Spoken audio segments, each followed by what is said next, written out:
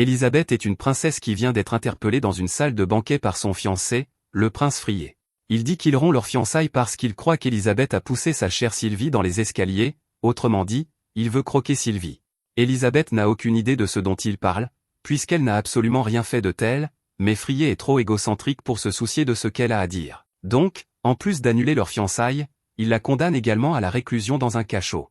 Élisabeth était fiancée à Frié depuis de nombreuses années à ce stade, et elle s'investissait pleinement dans leur relation et faisait tout son possible pour s'améliorer afin de pouvoir le soutenir. Elle a même fini par assumer un tas de tâches qui étaient censées être le travail du prince, et elle ne s'est même pas posé de questions à l'époque. Sa femme de chambre l'avertissait constamment de ne pas se coucher trop tard le soir parce que c'est mauvais pour sa santé, mais Élisabeth disait qu'elle devait juste finir un dernier rapport parce que le prince était trop occupé par une réunion pour le faire lui-même. Cependant, cette réunion à laquelle elle faisait référence était plus une fête qu'une obligation, donc fondamentalement, le prince avait déchargé tout son travail sur Élisabeth pour pouvoir s'amuser. À ce stade, Élisabeth essayait encore de se convaincre que tout cela était parfaitement normal, alors elle a dit à sa femme de chambre qu'elle était satisfaite des choses telles qu'elles étaient, puisqu'elle faisait avancer les choses beaucoup plus rapidement quand le prince n'était pas là. Et elle ne le fait pas seulement pour Frié, mais plutôt pour le bien des sujets, parce qu'elle ne veut pas qu'ils aient à souffrir si des affaires comme celle-ci restent sans solution. En plus de gérer toutes les affaires politiques du prince à sa place, Élisabeth dirige également une entreprise connue sous le nom de Funel Corporation et s'en sort plutôt bien ces derniers temps. Élisabeth prévoit donc de l'agrandir pour pouvoir embaucher plus d'employés.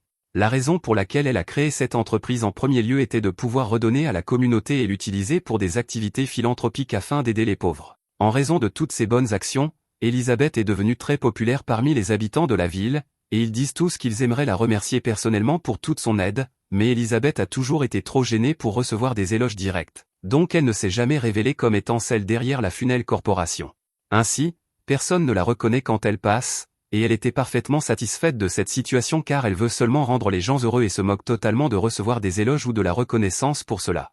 Le lendemain, alors qu'Élisabeth était occupée avec une autre grosse pile de paperasse, le prince s'est enfin levé et est venu dans son bureau pour lui dire que le groupe Gecko, ceux qui l'avaient invité à cette fête l'autre jour, demande l'accès au trésor royal pour développer leur entreprise.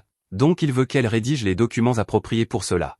Cependant, Élisabeth lui dit immédiatement qu'elle n'approuvera pas une telle demande. Elle s'était renseignée sur la société Gecko et avait découvert qu'ils ont récemment détourné beaucoup de bénéfices de leurs livres comptables, donc si on leur donnait accès au trésor royal, il ne manquerait pas d'y détourner des fonds également. Le prince s'énerve quand elle dit cela parce qu'il essaie d'impressionner ses nouveaux amis, et si Élisabeth rejette leur proposition, cela va ruiner sa crédibilité auprès d'eux. Il dit à Élisabeth de faire ce qu'il dit parce qu'elle n'est que sa fiancée, mais Élisabeth ne cède pas parce qu'elle sait que les règles sont de son côté, et accepter une telle demande nuirait à la réputation de la famille royale dans son ensemble, donc il n'y a rien que Frié puisse dire pour la faire changer d'avis. Le prince part alors en trombe, furieux, et une fois qu'il est parti, Élisabeth attire l'attention du chevalier de Frié et lui demande de bien vouloir surveiller le prince pour qu'il ne se fasse pas avoir par des individus mal intentionnés. Robert comprend ce qu'elle essaie de dire, et il dit que le prince était probablement juste trop fatigué du voyage de retour pour bien réfléchir aux choses. Élisabeth espérait bien que c'était le cas, car une idée comme donner à un groupe d'officiels corrompus un accès direct au trésor royal aurait facilement pu causer le déclin du royaume, et Élisabeth veut empêcher quelque chose comme ça à tout prix, car quand un royaume décline, ce sont les gens ordinaires qui souffrent le plus.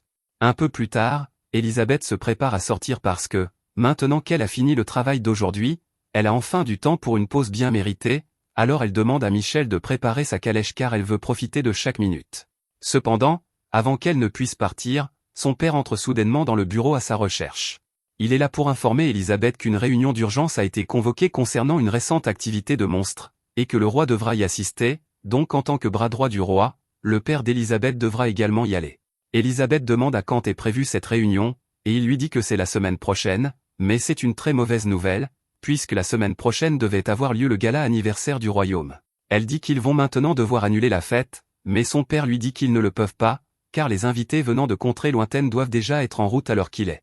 Ainsi, il dit que la fête aura lieu comme prévu, et Élisabeth ne voit pas comment cela va être possible avec le roi et le chancelier absents, mais il explique que le roi a personnellement confié tout ce qui concerne la fête entre les mains d'Élisabeth.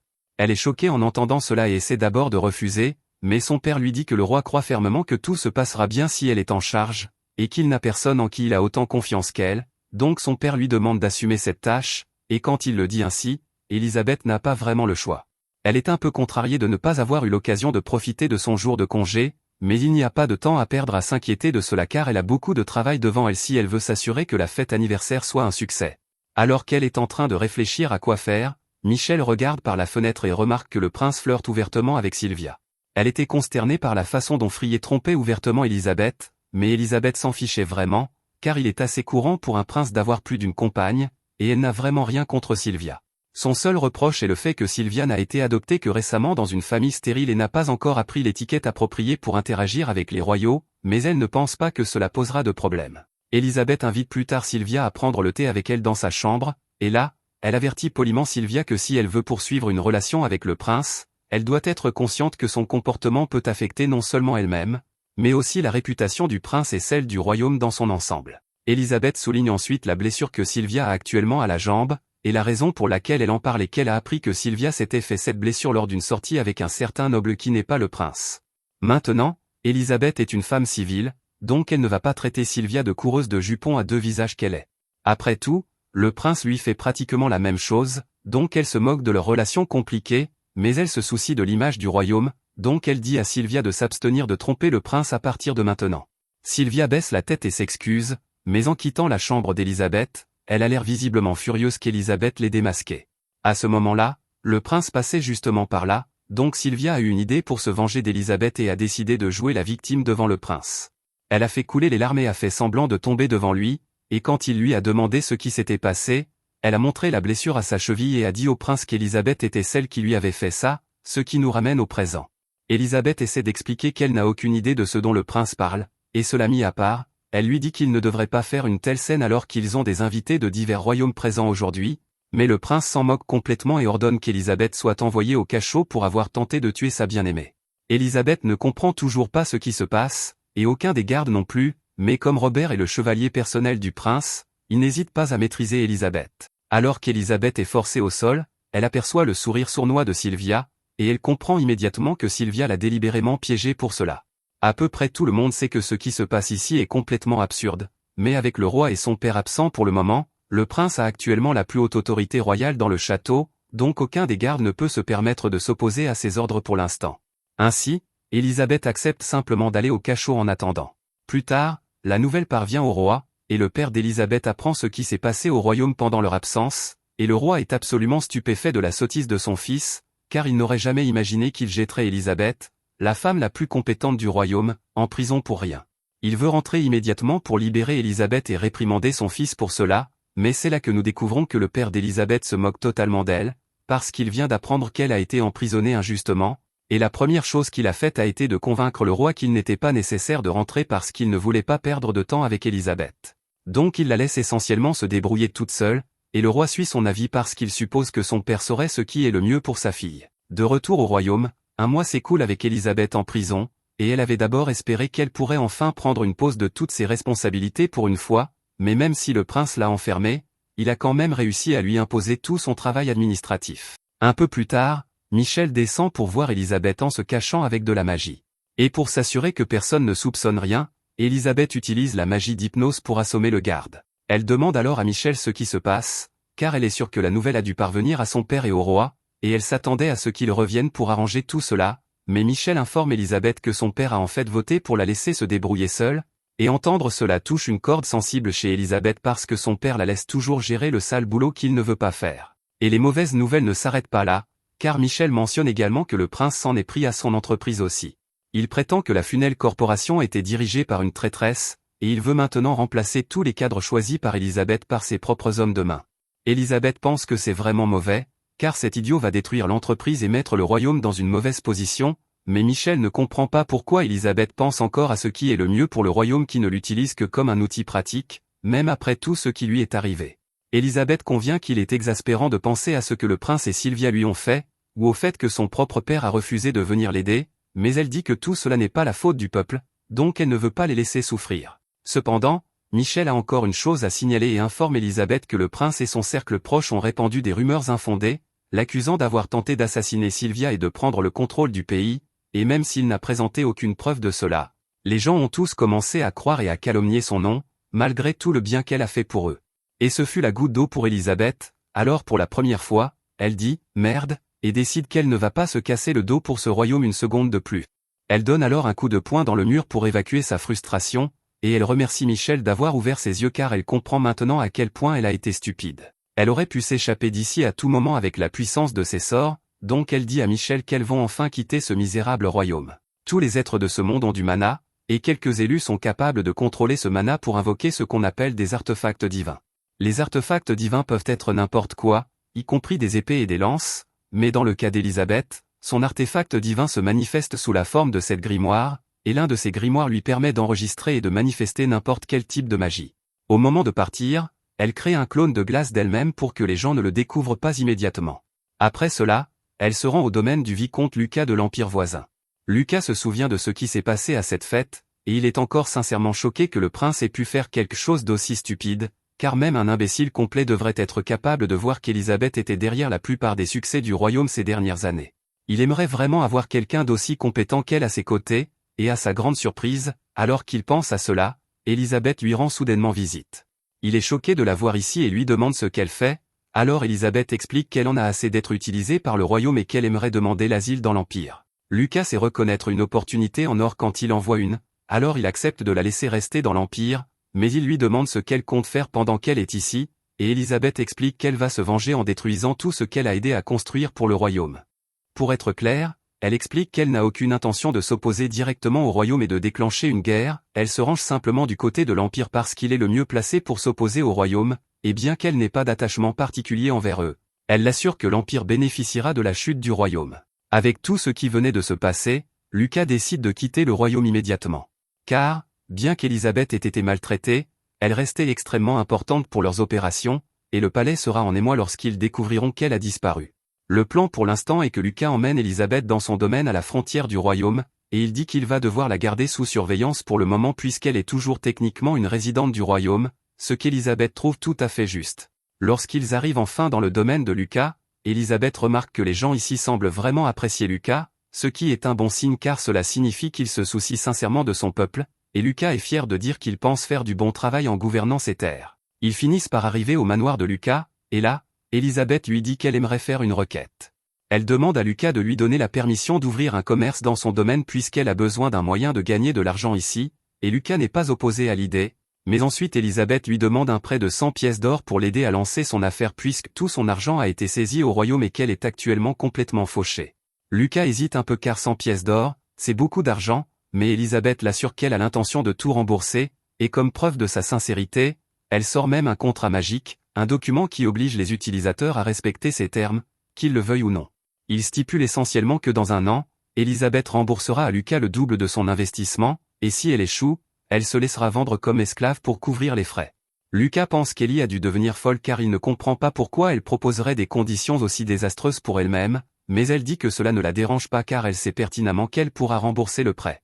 Comme elle est si insistante, Lucas accepte de lui prêter l'argent, et la première chose qu'Ellie fait est d'acheter un vieux bâtiment délabré pour une pièce d'or. Elle dit que ce sera leur base d'opération à partir de maintenant, mais Marielle est un peu confuse quant à la raison pour laquelle elle achèterait un endroit comme celui-ci puisqu'il est pratiquement tombé en ruine. Ellie admet qu'il va probablement falloir beaucoup de travail pour remettre cet endroit en état, mais c'est le meilleur qu'elle ait pu trouver pour une pièce d'or, et elles doivent conserver autant de capital que possible. Quelques jours plus tard, Ellie et Marie ont toutes les deux fini de rénover le bâtiment, et Marie demande si Ellie prévoit de faire des cosmétiques le cœur de l'activité, comme elle le faisait avec son entreprise dans le royaume, et Ellie dit qu'elle prévoit de le faire éventuellement, mais pour l'instant, elles n'ont ni le capital ni la main-d'œuvre nécessaire pour fabriquer des produits qu'elles pourraient vendre à grande échelle aux nobles, c'est pourquoi le premier article qu'elle prévoit de mettre en vente est cette savonnette. Marielle regarde la savonnette et peut voir d'un coup d'œil qu'elle est de meilleure qualité que le savon qu'Ellie vendait dans le royaume, mais les marges bénéficiaires sont minces, donc elles ne pourront pas gagner beaucoup d'argent avec. Cependant, Ellie dit que gagner de l'argent avec le savon n'est pas son plan, le savon n'est qu'un tremplin pour lui permettre d'établir sa marque, donc elle est prête à essuyer une perte pour l'instant. Cependant, si elle veut s'imposer, elle va devoir se créer au moins quelques relations, et elle sait parfaitement par où commencer. Tout d'abord, elle se rend à l'église de Libru, et sur place, elle croise le grand prêtre. Elle explique qu'elle vient d'ouvrir une nouvelle entreprise, donc elle souhaite prier pour sa réussite ici, et le prêtre lui dit qu'elle est la bienvenue. Mais juste à ce moment-là, deux enfants entrent en courant joyeusement, ils sont venus dire au prêtre qu'ils ont gagné un peu plus d'argent aujourd'hui, et le prêtre les remercie pour leur dur travail, mais il dit qu'il est actuellement occupé à parler à quelqu'un, donc ils devront revenir plus tard. Les enfants comprennent et repartent en courant pour jouer un peu, et une fois qu'ils sont partis, le prêtre explique à Ellie qu'il gère l'orphelinat d'à côté et que c'était quelques-uns des enfants dont il s'occupe.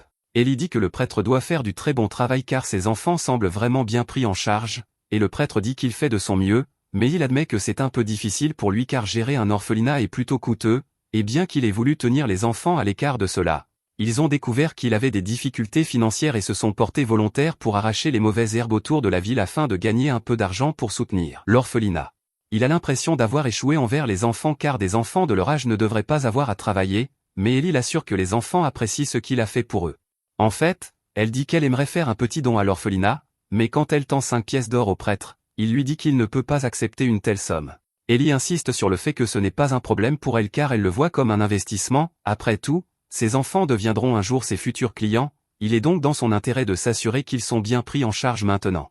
Après cela, Ellie rentre chez elle, et quand elle arrive, elle retrouve Marielle, qui a passé toute la journée à distribuer une partie de leur savon aux femmes de chambre des nobles afin de se constituer une clientèle, et comme prévu, en 3 mois, leurs ventes ont commencé à croître régulièrement, et elles ont pu se diversifier dans d'autres produits cosmétiques comme des lotions et des shampoings, donc elles ont gagné une somme d'argent décente. Ellie a également pris l'habitude de donner de l'argent à l'orphelinat de temps en temps, donc elle demande à Marielle de livrer le don de ce mois-ci pour elle, et une fois cela fait, elle et Marielle partent déjeuner ensemble. Ellie est contente que leur entreprise se soit développée récemment, mais elle est sûre que leurs concurrents ne sont pas très heureux de cela, donc elle demande à Marielle si la compagnie Gaz a déjà entrepris des actions contre elle. Elle dit qu'ils sont restés plutôt silencieux pour l'instant, donc Ellie lui demande de continuer à les surveiller, et elle rappelle également à Marielle d'être particulièrement prudente pour ne pas laisser fuir la formule du savon car, tant qu'elles ne se seront pas solidement établies, ce savon est leur bouée de sauvetage.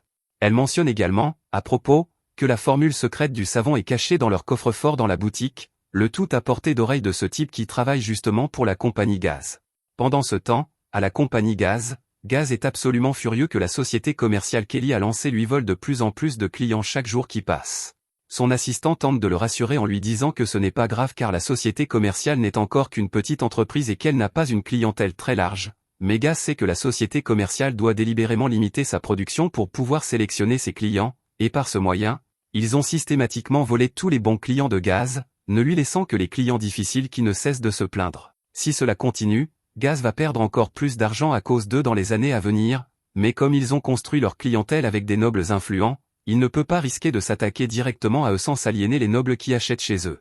Juste à ce moment, on frappe à la porte et Grand, celui qui était au restaurant, entre. Gaz n'aime pas Grand et lui dit de sortir d'ici car il suppose que Grand est venu mendier de l'argent. Grand est un paquet de nerfs à cause des cris constants de Gaz, mais il rassemble son courage pour lui dire qu'il a en fait des informations sur la société commerciale. Gaz se fige en entendant cela, et pour une fois, il décide de prendre Grand au sérieux et lui demande quelles sont ses informations. Grand explique qu'il était au restaurant en train de manger et qu'il se trouvait assis près de 2 filles de la société commerciale qui parlaient du fait que la formule secrète était cachée dans le coffre-fort de la société. Après avoir appris cela, Gaz réalise que s'il pouvait mettre la main sur cette formule secrète, il pourrait peut-être fabriquer le même savon que Trade, ou même meilleur. Profiter de leur nom déjà établi pour fabriquer des versions contrefaites et faire fortune. Il lance alors un sac de pièces à Grand comme récompense et lui dit de dégager de sa vue et de ne pas souffler mot de cette conversation à quiconque. Pendant ce temps, du côté d'Ellie, Marielle vient d'apprendre que dans le royaume, elle a été qualifiée de traîtresse et qu'une prime a été mise sur sa tête, et pour aggraver les choses, c'est son propre père qui a pris l'initiative de porter plainte contre elle alors qu'il savait parfaitement que tout ce dont le prince l'accusait était complètement faux. Le fait que son propre père soit prêt à la vendre aussi facilement juste pour couvrir l'incompétence du prince fait mal, mais elle ne peut pas se laisser distraire par ses actions, surtout lorsqu'elles sont en plein milieu de leur plan de vengeance contre le royaume. Quelques instants plus tard, on frappe à la porte, et quand Marielle ouvre, elle se retrouve face à une femme nommée Hildegard, qui dit qu'elle est ici au nom du service juridique de la guilde marchande pour enquêter sur une affaire troublante. Ellie reste calme et demande à Hildegard ce qu'elle lui veut, alors Hildegard explique qu'il y a eu des rapports faisant état de savon d'Ellie causant de graves éruptions cutanées et des plaies chez les clients, elle souhaiterait donc placer Ellie en garde à vue pour pouvoir aller au fond des choses. Marielle pense que ces accusations sont bidons car il est impossible que leur savon provoque une telle réaction, mais Ellie dit qu'il est inutile de discuter et accepte d'accompagner Hildegard pour être interrogée car elle sait qu'elle n'a rien à cacher. Un peu plus tard, Ellie est assise dans la salle d'interrogatoire avec Hildegard, et après avoir examiné tous les ingrédients du savon d'Ellie, rien dans la formule ne semble pouvoir causer de mal aux clients. En fait, comme Ellie ne vend qu'à une poignée de nobles sélectionnés, elle sait pertinemment qu'aucun de ses clients ne s'est plaint de plaies, donc elle suggère qu'il doit s'agir du travail d'une marque contrefaite. Hildegard reconnaît qu'il semble qu'Ellie n'ait rien à voir avec l'incident, et Ellie demande si elle pourrait jeter un œil au savon de marque contrefaite qui a causé les plaies. Hildegard le lui tend, et après avoir inspecté le savon, Ellie confirme qu'il s'agit bien d'un produit contrefait et elle soupçonne qu'il a été fabriqué à partir d'une partie volée de leur recette. Hildegard demande ce qu'elle entend par là, alors Ellie explique qu'elle garde sa recette dans le coffre-fort de sa société, mais que suivre cette seule recette produirait un produit toxique, il doit donc être neutralisé à l'aide de la formule de la seconde recette, qu'Ellie garde toujours sur elle. Elle soupçonne également que celui qui a fabriqué ce savon doit se faire passer pour un membre de la société commerciale afin d'utiliser leur marque pour attirer les clients, et après avoir entendu tout cela, Hildegard est convaincue qu'Ellie est innocente dans toute cette affaire et qu'elle est en fait victime d'un vol de marque. Elle décide alors de lancer une enquête pour retrouver le vendeur de ce savon, et il ne lui faut pas longtemps pour remonter la piste jusqu'à Gaz. Lorsqu'il voit le service juridique de la guilde débarquer, il réalise que c'est fini pour lui, mais même après avoir été amené pour interrogatoire et confronté à Ellie, qui exige une compensation pour les dommages que Gaz a causés à sa marque avec son savon contrefait, il reste suffisant et lui dit qu'il ne paiera pas un centime de compensation car les agents d'exécution de la guilde n'ont pas l'autorité de le forcer à payer une telle chose. Si elle veut vraiment réclamer une compensation, sa meilleure chance serait d'obtenir qu'un prêtre de l'église de Libru agisse comme juge, mais il n'y a aucune chance qu'elle puisse convaincre l'un d'eux de se déranger pour régler une affaire aussi insignifiante. Cependant, malheureusement pour Gaz, Ellie se trouve justement être une bonne amie de l'un de ses prêtres, et dès qu'il a appris ce qui s'était passé, il est immédiatement venu pour aider et statuer en faveur d'Ellie, exigeant que Gaz paie une compensation pour ses péchés. En conséquence, Gaz est contraint de céder les droits de gestion, l'équipement et les actifs de sa société, ce qui est, par coïncidence, exactement ce dont Ellie a besoin pour étendre ses propres opérations. Ellie dit à Gazu qu'en guise de paiement, elle prendra tous les droits commerciaux, les droits de gestion et les biens personnels de Gazu commercial, ainsi que tous les outils, matériaux et ouvriers de l'entreprise. Gazu s'assoit, se sentant vaincu. Artie entre dans la pièce et dit à Ellie qu'elle est désolée pour tous les problèmes qu'ils ont causés, mais Ellie lui dit que ce n'était pas de sa faute, c'était plutôt la guilde des marchands qui était en faute, et elle n'a aucune raison d'avoir honte. Artie dit à Ellie qu'elle veut parler d'une autre chose, elle dit qu'il y a un homme qui a trompé Gazu pour qu'il vole la formule du savon, et son nom est Grance Carlton. Il était le comptable de Gazu commercial, mais Artie n'avait pas assez de preuves pour le confronter à ce sujet. Ellie comprend et lui dit que maintenant que Traté a repris Gazu commercial, Grance est désormais l'un de ses propres ouvriers. Ellie demande à Artie de la laisser gérer cette affaire elle-même. Ellie demande à Muriel s'il vient, et elle dit qu'elle l'a déjà fait appeler. Grance entre dans la pièce et dit qu'il est désolé, mais Ellie lui dit de passer les politesses puisqu'il sait déjà ce qu'elle va dire, et Grance est d'accord. Ellie tend un sac à Grance et lui dit qu'il a fait du bon travail, et que c'est sa récompense. Grance pense que ce qu'elle lui a donné est trop, mais Ellie lui dit qu'elle va aussi le mettre dans l'équipe de direction chez Traté, elle dira à la guilde que, puisqu'il est tellement désolé, elle laissera tomber l'affaire. Grance se sent reconnaissant et remercie Ellie d'avoir laissé tomber. Grance est l'une des personnes à qui elle avait dit à Muriel de faire appel, elle avait déjà appris de leur recherche que Gazu était mêlé à des affaires louches, et pour rendre ses crimes clairs aux yeux de tous, ils avaient besoin de quelqu'un pour le pousser à voler la formule du savon. Grance rappelle à Ellie l'accord qu'ils ont conclu avant tout cela. Ellie suit Grance chez lui, et Grance voit sa femme prier. Sa femme lui demande où il était et lui dit que leur fille souffre beaucoup. Ellie se présente à la femme de Grance et lui dit qu'elle a entendu ce qui est arrivé à sa fille, elle explique que Grance travaillait pour elle pour le bien de sa fille, et qu'elle devrait lui pardonner. Grance dit à Ellie que sa fille a été renversée par une calèche, ils ont réussi à réunir assez d'argent pour des potions de soins, mais on leur a dit qu'elle n'irait pas mieux. Ellie lui dit de ne pas s'inquiéter, car elle peut guérir sa fille avec de la magie de guérison, mais Grance est confus et demande ce que c'est. Elle ment et lui dit que c'est un objet magique qui booste le pouvoir magique, elle a dû mentir car elle ne pouvait pas lui révéler l'existence de son artefact divin. Le pouvoir du grimoire de Bélial est d'enregistrer la magie, et il a enregistré une puissante magie de guérison de l'archevêque du royaume, donc avec lui, même elle peut utiliser de puissants sorts de guérison. Ellie lance le sort soin, et une lumière verte enveloppe la fille de Grance, qui commence à se réveiller. Grance et sa femme ressentent une profonde gratitude envers Ellie et ne savent pas comment la rembourser, mais Ellie lui dit qu'elle n'a fait que ce qu'elle avait promis dans leur accord, donc il ne devrait pas s'en faire, elle lui demande de garder ce qui s'est passé secret car elle ne peut utiliser cette magie qu'en de rares occasions. Voilà pour Gazu et les derniers détails à régler. Ils ont déjà établi une route de livraison avec une grande entreprise et gagné de nombreux clients fidèles. Lucas est étonné de voir comment Ellie a transformé 100 pièces d'or en autant d'argent, mais Ellie lui dit qu'elle avait déjà dit qu'elle lui rapporterait d'énormes profits. Lucas dit à Ellie qu'elle est libre de gérer son affaire n'importe où dans la capitale ou à travers l'Empire, il a entendu dire qu'elle est recherchée dans le royaume, mais il n'a aucune raison de penser que le royaume l'a envoyée dans le cadre d'un plan, et Ellie est reconnaissante de sa compréhension. Ellie dit à Muriel que Lucas leur a accordé des droits de voyage gratuits, donc il devrait en faire bon usage. Elle donne à Muriel les cadeaux pour le temple et lui dit que cela aidera d'avoir l'église de Libra de leur côté, et qu'ils continueront à les protéger tant qu'elle restera innocente. Lunoa demande la permission et entre dans le bureau d'Ellie pour lui dire qu'elle a apporté les papiers de la capitale. Ellie la remercie et lui dit qu'elle a vraiment grandi pendant son entraînement, mais Lunoa dit qu'elle n'est pas encore assez bonne, cependant, parce qu'Ellie lui a sauvé la vie, elle travaillera aussi dur qu'elle le pourra. Ellie lui dit que c'est une bonne attitude à avoir, et Lunoa quitte la pièce. Lunoa s'est améliorée depuis qu'elle a été renversée par une calèche, et il s'avère qu'elle a une compétence magique spéciale appelée analyse d'objets, qui est très utile pour des marchands comme eux. Ellie a décidé de garder Lunoa comme étudiante et de lui enseigner la magie. Maintenant qu'ils entrent sur le marché de la capitale, ils auront aussi besoin de leurs anciens membres. Ellie utilise son artefact divin appelé le grimoire de Belgar, l'un des 7 grimoires, qui enregistre les accords, en concluant un pacte et en payant un prix à des êtres d'autres royaumes, tels que les fées et les enfers, elle peut emprunter leur pouvoir. Ellie prononce un sort et offre une pièce d'argent, et des oiseaux blancs apparaissent, Ellie leur dit qu'elle compte sur eux. Ellie dit à Muriel qu'ils sont compétents dans leur travail, et elle est sûre qu'ils se rassembleront rapidement. Une fois prêt, le groupe se dirigera vers la capitale. Au cours des 6 mois suivants, Traité Commercial a racheté de nombreuses entreprises et a beaucoup grandi. Ellie décide de s'étendre dans la capitale, et elle laisse Grance responsable en tant que directeur adjoint pendant son absence, elle est sûre qu'il est plus que capable d'assumer son rôle, et elle compte sur lui. Elle dit aussi à Stua d'aider Grance en tant qu'assistant, et Stua accepte. La saison sociale des nobles approche, et Lunoa ne peut pas encore participer aux événements, mais la capitale est le cœur de la nation, donc Ellie dit à Lunoa d'étudier dur. Lunoa remarque que la route est devenue chaoteuse, et Ellie dit à Muriel de faire attention. Lunoa demande à Ellie pourquoi elle devrait faire attention, puis une flèche est tirée vers Lunoa, Ellie l'écarte du chemin. Ellie explique que les tronçons de route comme celui-ci ne sont pas souvent patrouillés par l'armée locale, donc on y rencontre souvent des bandits.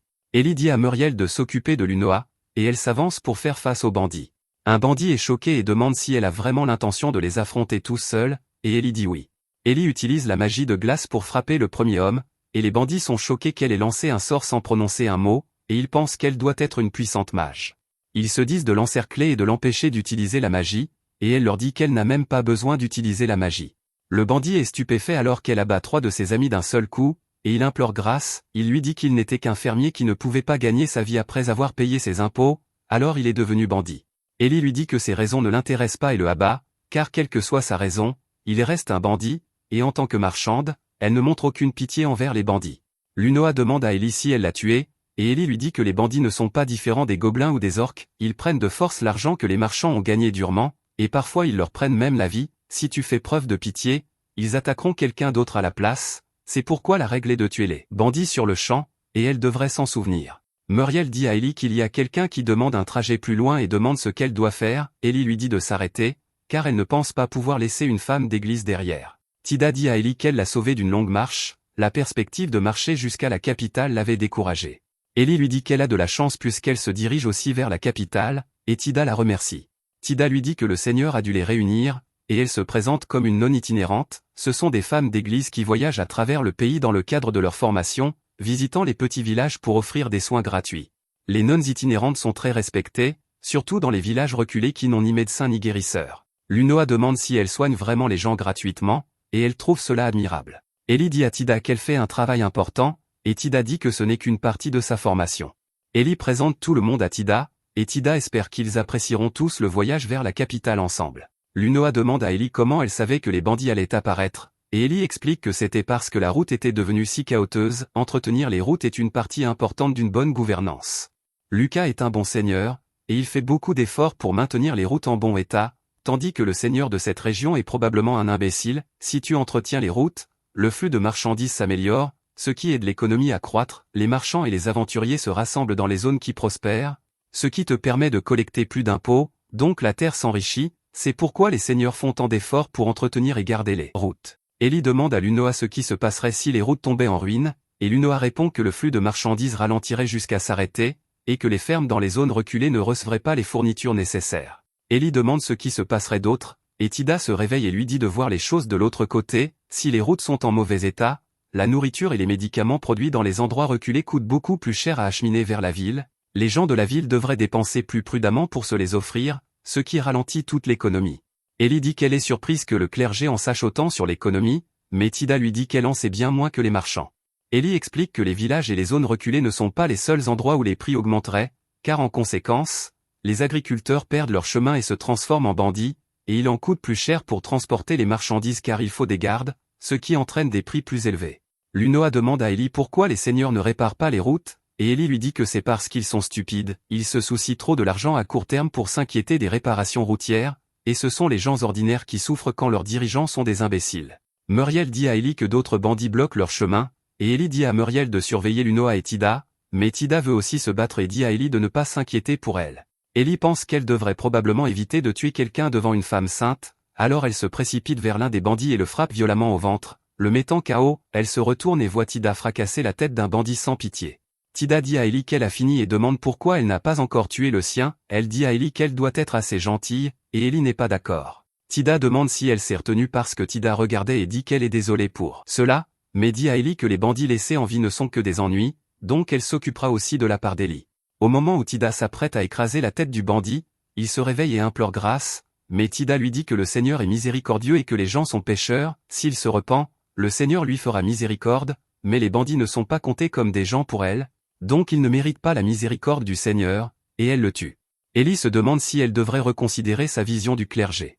Tida montre à Ellie qu'elle a trouvé une dent en or et qu'ils peuvent la vendre pour un bon prix, Ellie dit à Tida de laver d'abord le sang, car si Lunoa a la voix couverte de sang, elle sera terrifiée.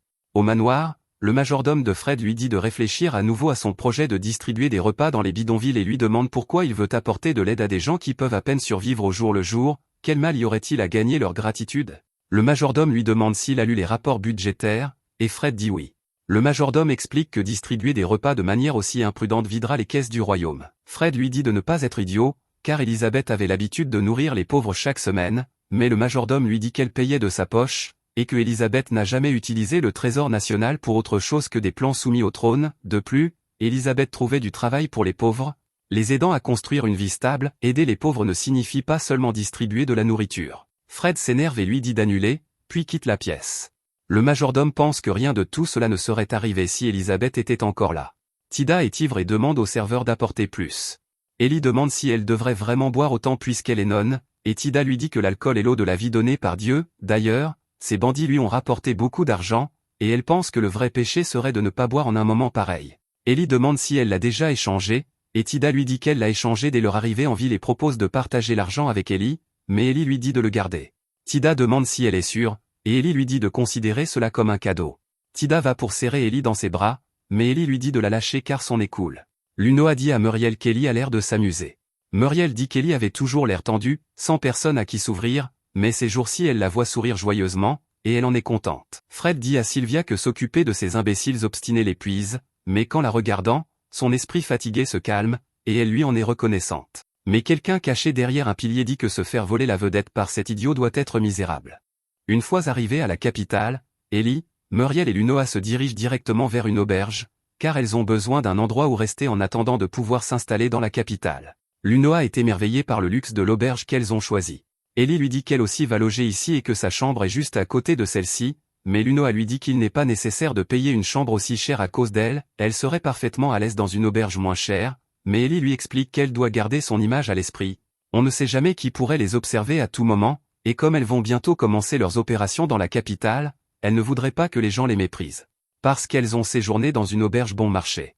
Lunoa dit qu'elle comprend, et quelques minutes plus tard, un homme nommé Arnold se présente et dit qu'il est ravi de revoir Ellie après si longtemps. Ellie est tout aussi ravie de le voir. Lunoa est un peu perplexe, car elle ne sait pas qui est cet homme, alors Muriel explique qu'Arnold était autrefois un élément clé de la gestion de son entreprise dans le royaume. Il dit qu'il a déjà trouvé des emplacements prometteurs pour l'entreprise et la résidence d'Ellie, et qu'il a organisé une visite dès demain si elle le souhaite. Ellie est surprise, car elle ne sait pas comment Arnold a su préparer tout cela alors qu'elle ne lui avait jamais dit qu'ils étaient arrivés aujourd'hui, mais c'est précisément cette efficacité qui fait qu'Ellie l'apprécie autant. Elle remercie Arnold pour son travail acharné et lui dit qu'elle se rendra dès demain matin aux emplacements qu'il a choisis pour inspecter les biens. Le lendemain matin, Ellie et Arnold se rendent aux propriétés et, après avoir choisi un manoir, on montre à Ellie un bâtiment qu'Arnold pense être parfait pour son atelier, bien qu'il soit un peu au-dessus de son budget. Ellie dit que cela ne la dérange pas de dépasser un peu le budget pour cela, car elle ne sait pas si elle trouvera une aussi bonne offre plus tard. Elle dit alors aux agents immobiliers qu'elle souhaite acheter l'endroit, et pendant qu'ils y sont, Arnold suggère qu'il devrait probablement faire quelques rénovations dans l'atelier, ce qu'Ellie approuve. Elle décide de confier à Arnold la responsabilité des rénovations du local commercial, et il promet également de faire préparer son manoir dans quelques jours, mais en attendant, Ellie et les autres devront continuer à séjourner à l'auberge. Après le départ d'Arnold, Muriel mentionne à Ellie qu'elle aimerait embaucher plus de personnel. Ellie pense qu'il est un peu trop tôt pour embaucher du personnel pour l'entreprise, puisqu'elles n'ont même pas encore ouvert la boutique, mais ce n'est pas de cela que parlait Muriel. Elle voulait en fait embaucher une autre femme de chambre pour Ellie, car une fois que l'entreprise commencera à se développer, il sera difficile pour Muriel d'être constamment aux côtés d'Ellie. Ellie est d'accord et dit qu'elle pourrait essayer d'embaucher via la guilde des marchands, mais Muriel ne pense pas que ce soit une bonne idée d'embaucher un parfait inconnu, car Ellie est toujours une réfugiée du royaume, et si la mauvaise personne venait à la prendre, cela pourrait être désastreux. Pour s'assurer que leurs nouvelles recrues ne finissent pas par divulguer leurs secrets, Muriel suggère d'acheter un esclave pour servir d'assistante à Ellie, car les esclaves sont liés par des sceaux qui les empêchent de désobéir aux ordres de leur maître. Il existe deux principaux types d'esclaves, soit des personnes devenues esclaves en raison d'un casier judiciaire, soit des personnes devenues esclaves à cause d'une dette impayée, mais Ellie ne se soucie pas vraiment du type qu'elle obtiendra, elle décide donc de se rendre sur un marché aux esclaves demain. Cependant, elle ne trouve aucun candidat convenable dans le premier endroit où elle va, car tous les esclaves y sont malnutris et faibles en raison des conditions dans lesquelles le marchand les a maintenus. Lunoa semble particulièrement secouée par ce qu'elle vient de voir, et Ellie comprend pourquoi elle se sent ainsi. Elle dit à Lunoa que ce n'est pas grave si elle ne s'y habitue jamais, mais qu'elle doit faire face à la réalité que le monde fonctionne ainsi et apprendre à gérer cela. Elle décide ensuite de se rendre chez un autre marchand d'esclaves, et à leur grande surprise, cet endroit semble bien plus dynamique que le précédent.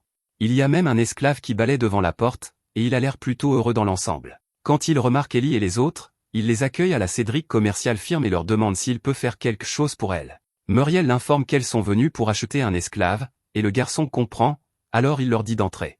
Ellie se souvient avoir déjà entendu le nom de Cédric, car son entreprise a été surnommée l'entreprise de l'éducateur. Lunoa ne sait pas de quoi Ellie parle, alors Ellie explique que le conseil de la guilde marchande impériale est une organisation vitale au sein de l'Empire, car il gère les affaires de gouvernance nationale, ce qui lui confère un pouvoir considérable dans l'Empire, et l'un des 7 membres du conseil est un marchand d'esclaves connu sous le nom d'éducateur, qui fournit des esclaves à la cour impériale. Le groupe est ensuite présenté à Cédric. Alors que Muriel s'apprête à présenter Ellie, Cédric dit qu'une présentation n'est pas nécessaire, car il sait déjà tout sur Ellie et son entreprise. Ellie est un peu surprise quand Cédric dit cela et lui demande comment il la connaît, alors Cédric explique qu'il a entendu parler de son entreprise en pleine croissance et qu'il a trouvé cela très impressionnant. Cependant, Ellie ne le croit pas, car il n'y a aucune raison pour qu'un marchand aussi établi que lui s'intéresse à une petite entreprise comme la sienne, la seule explication logique est donc qu'il doit la connaître depuis son séjour dans l'Empire, et qu'il sait donc qu'elle est aussi une réfugiée. Ellie va devoir être un peu prudente avec lui, mais elle a toujours besoin d'acheter un esclave, alors elle informe Cédric de ce qu'elle recherche. Elle dit qu'elle a juste besoin de quelqu'un pour s'occuper de ses affaires quotidiennes, et idéalement quelqu'un qui puisse suivre les fréquents déplacements entre les domaines. Cédric dit qu'il a la personne parfaite en tête, alors il demande qu'on amène Misha au salon. Cédric commence alors à guider Ellie et les autres pour qu'elle rencontre Misha, mais en chemin, Ellie remarque par hasard une pièce où 2 esclaves apprennent les mathématiques, et elle est surprise par ce spectacle, alors Cédric explique que tous ces esclaves reçoivent une éducation de base, certains reçoivent un entraînement aux arts martiaux, une formation culinaire, ou à peu près tout ce dans quoi ils sont doués. Ellie est impressionnée par la différence avec les autres marchands d'esclaves. Cédric sait bien que d'autres marchands essaient de réduire les coûts en minimisant les dépenses pour chaque esclave, mais lui préfère une approche axée sur la qualité et donne aux esclaves tout ce dont ils ont besoin pour se développer, même si cela signifie que ces esclaves sont plus chers que ceux que l'on trouve sur les autres marchés. Ellie pense que le prix en vaut la peine. On les amène ensuite pour rencontrer Misha, et Cédric les prévient que c'est la première fois que Misha rencontre des clients, elle pourrait donc être un peu nerveuse, mais les cassants sont très physiquement capables, elle devrait donc pouvoir suivre les déplacements d'Ellie, même si elle ne fera probablement pas la meilleure garde du corps. Ellie semble satisfaite de Misha, elle dit qu'elle aimerait signer le contrat avec elle, et Cédric est ravi de l'entendre. Pour finaliser l'accord, Ellie pose sa main sur l'emblème d'esclave pendant que Cédric lance le sort pour transférer la propriété de Misha à Ellie. Il dit ensuite à Misha de bien servir Ellie, et Misha promet de faire de son mieux. Elle remercie ensuite Cédric pour tout ce qu'il a fait pour elle, et Cédric lui souhaite bonne chance. Le lendemain, Misha commence officiellement à travailler pour Ellie, et l'une de ses premières tâches est de gérer l'emploi du temps d'Ellie. Elle l'informe donc qu'elle doit inspecter les rénovations du nouveau bâtiment le matin, puis l'après-midi, elle a 2 réunions et une négociation de vente à gérer. Ellie remercie Misha pour ses efforts, mais elle lui dit qu'à l'avenir, ce serait bien qu'elle mentionne aussi avec qui sont les réunions et les négociations. Misha s'excuse pour son erreur, mais Ellie dit que ce n'est pas grave, car elle apprend encore le métier. Pour l'instant, Ellie est surtout concentrée sur la finalisation de la vente de son dernier produit pour le marché de la capitale, son gloss, et elle rencontrera la baronne Mélanie plus tard dans la journée. Lors de la fête, Ellie s'approche de Mélanie, et cette dernière est si heureuse de la voir qu'elle attire l'attention de tous ses amis nobles et leur dit qu'Ellie est la propriétaire de la société de traits, qui lui a fourni tous ses produits de maquillage récemment. Les dames nobles sont toutes excitées en entendant cela, car elles ont personnellement vu l'efficacité des produits, elles commencent donc à demander à Ellie comment elles peuvent en acheter. Ellie les informe qu'elle prévoit d'ouvrir bientôt une boutique dans la capitale, mais qu'elle sera pour l'instant réservée aux membres, car sa capacité de production est limitée. Ellie dit que puisque c'est Mélanie qui les a présentées, elle veillera à ce qu'elles obtiennent tout un abonnement prioritaire. Cela rend les dames nobles encore plus excitées qu'avant, ce qui est exactement ce qu'Ellie espérait, car en réalité, elle a la capacité de produire autant de cosmétiques qu'elle le souhaite, mais en faisant croire que l'offre est limitée, son abonnement de maquillage deviendra une sorte de symbole de statut, le rendant encore plus précieux aux yeux de la noblesse. De plus, en accordant l'abonnement à celle que Mélanie a présentée, elles sont maintenant redevables à Mélanie, ce qui la ravit à coup sûr, et la relation d'Ellie avec Mélanie ne pourra que s'améliorer considérablement.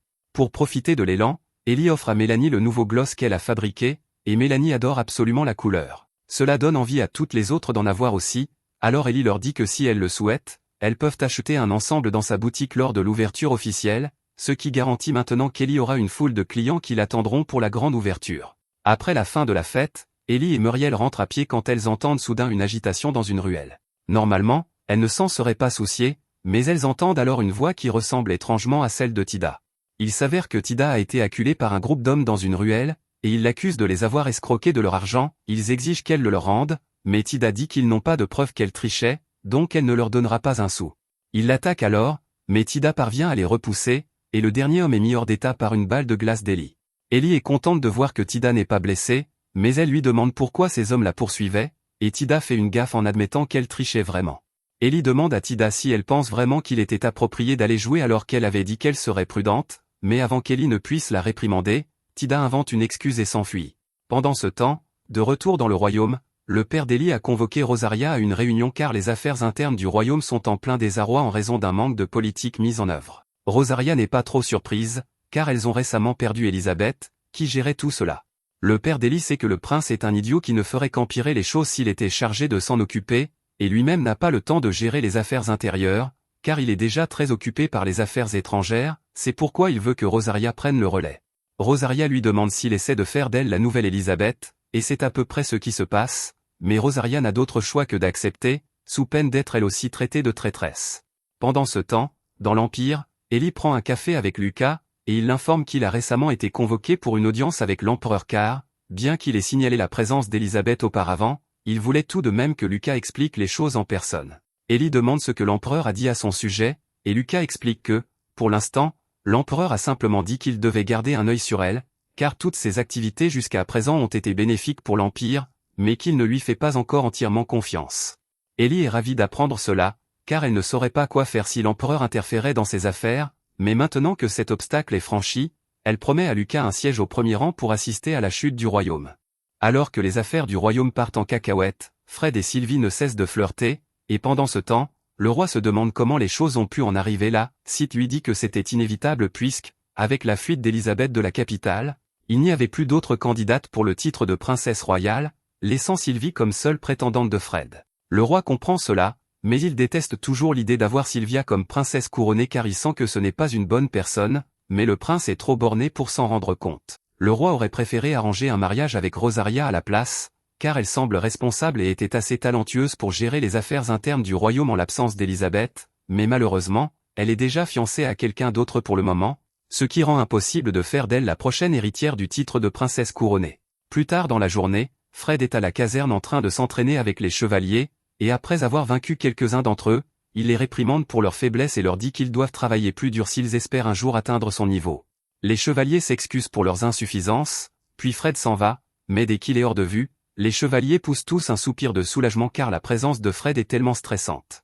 Il les défie toujours en duel, et ils sont obligés de perdre contre lui à chaque fois pour protéger son ego, car le dernier gars qui a battu Fred a fini par être envoyé dans un avant-poste perdu au milieu de nulle part. Ils pensent tous que Fred est une vraie blague et que, bien qu'il ait peut-être des bases solides, ses compétences à l'épée sont risibles au mieux car il ne fait jamais de vrai travail d'entraînement. Fred entend par hasard tout ce qu'ils ont dit sur lui, et il est tellement en colère qu'il fonce dans le château pour chercher du réconfort auprès de Sylvie, mais à ce moment-là, il voit Sylvie sortir d'une pièce en pleurant, tandis que deux tuteurs royaux la supplient de s'asseoir et de prendre cela au sérieux. Fred exige de savoir ce qui se passe ici, et Sylvia accuse immédiatement les deux d'essayer de la forcer à faire des choses, mais les deux expliquent que, puisque Sylvia est maintenant princesse couronnée, le roi leur a confié la tâche de l'éduquer sur tous les devoirs et l'étiquette qu'une princesse couronnée doit respecter. Cependant, Sylvia refuse absolument d'étudier quoi que ce soit, alors Fred dit aux deux tuteurs que Sylvie n'a pas à faire quoi que ce soit qu'elle ne veut pas faire, et il les avertit de ne plus l'ennuyer avec des leçons. Un peu plus tard, Fred et Sylvie retrouvent Chris, qui leur a apporté une série de nouveaux bijoux et articles de mode de l'Est. Pendant que Chris lui montre tous ses biens, Fred finit par se confier sur le fait que les gens ne le respectent plus, et en tant que marchande, Chris ne sait pas vraiment ce qu'elle est censée faire à ce sujet, mais elle suggère que si le respect est ce que Fred recherche, alors peut-être devrait-il faire une démonstration d'autorité. Cela attire l'attention de Fred, alors il lui demande d'expliquer ce qu'elle veut dire, et Chris lui dit que tout ce qu'il aurait à faire est d'accomplir quelque chose qui montre aux gens qu'il est vraiment compétent, et après cela, personne ne pourrait plus douter de lui. Fred pense que c'est une excellente idée, et la première chose qui lui vient à l'esprit est d'accomplir quelque chose à la guerre, mais il n'y a pas beaucoup d'options de guerre pour le moment, puisque le royaume a déjà signé un traité de paix avec l'Empire. Le prince réfléchit un moment à comment exactement il va se faire des médailles militaires, mais juste à ce moment-là, on frappe à la porte. Fred leur dit de revenir plus tard car il est occupé pour l'instant, mais la personne à la porte s'avère être Rosalia, et elle sait pertinemment que le cul de Fred ne fait rien d'important, alors elle entre quand même. Elle est honnêtement impressionnée par l'audace de Fred d'avoir amené une marchande au château pour acheter des cadeaux pour Sylvie alors que tout le monde au château essaie activement de réparer tout ce qu'il a foiré. En l'entendant l'appeler un fouteur de merde, Fred s'énerve et dit à Rosalia qu'elle ne peut pas lui parler comme ça parce qu'il est le prince héritier, mais Rosalia rétorque en le traitant d'échec absolu, puisque la seule valeur qu'il a est le fait qu'il a eu la chance de naître dans la famille royale. Elle se tourne ensuite pour regarder attentivement Sylvie, et elle est surprise que quelqu'un d'aussi compétent qu'Elisabeth ait été détrôné par quelqu'un d'aussi médiocre que Sylvie, mais elle précise que, bien qu'elle ait accepté de faire le travail pour maintenir le royaume en marche, elle ne va pas laisser ce qui est arrivé à Elisabeth lui arriver. D'une part, la famille de Rosalia possède la plus grande armée du royaume, donc même le roi n'oserait pas se faire des ennemis de sa famille sans raison, et son père tient vraiment à elle aussi, donc l'accusé de faux crime ne fonctionnera pas. Rosalia dépose ensuite une pile de papier sur la table devant Fred, et il est confus car il ne comprend pas ce que c'est censé être, mais Rosalia explique qu'elle a rassemblé une liste de tâches que même quelqu'un d'aussi incompétent que lui devrait être capable d'accomplir. Littéralement, tout ce qu'il a à faire est de signer les documents et de les lui rendre, alors Rosalia lui demande d'essayer de ne pas foutre en l'air ça. Fred est outré que Rosalia ose lui parler de cette façon, et il ouvre alors l'un des documents qu'elle a apporté et voit qu'il s'agit d'un formulaire d'autorisation pour envoyer du soutien à l'un de leurs États vassaux.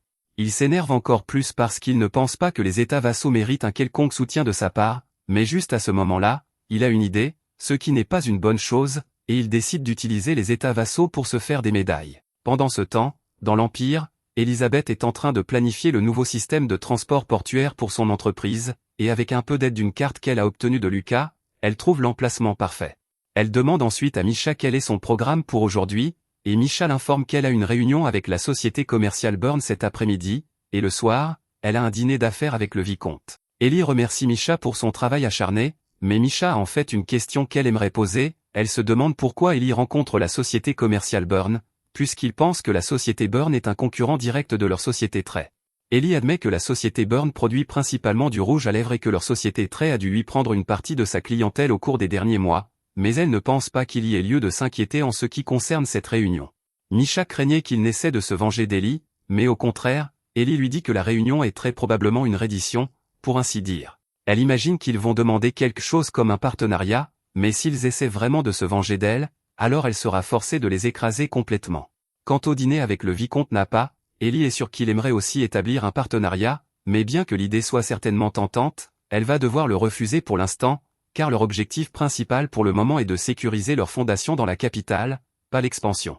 Cependant, à l'avenir, lorsque l'expansion sera plus viable, Ellie aimerait avoir le soutien du vicomte, donc elle veut s'assurer de maintenir de bonnes relations avec lui. En fait, elle dit à Luno qu'elle l'accompagnera pour le dîner.